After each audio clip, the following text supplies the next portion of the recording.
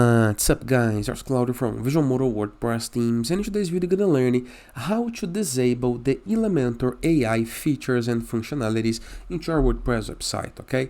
Elementor, it's amazing, it's an amazing page builder plugin, it's famous, it's popular, but the AI features, it's not that nice. They want to sell you the AI features and it occupies the space and take attention, but there is no option on Elementor to remove this, and this is quite annoying. So I spent a lot of time trying to find how to remove this, and I'm gonna teach you how to do.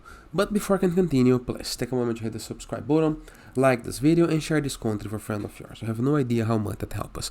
After this, review our WordPress dashboard left sidebar of menus, and of course we want to go to Elementor and try to find on settings, on tools, but there is no feature to remove Elementor AI features right there. Where is the AI tools?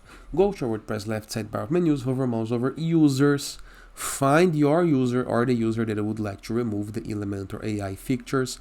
Scroll down just a little bit and you're gonna be able to find Elementor AI. Status, enable Elementor AI functionality. All we have to do is unmark this option, update the profile, and no more AI features. It's a quite hidden, and I don't know why, but the option is right here, okay?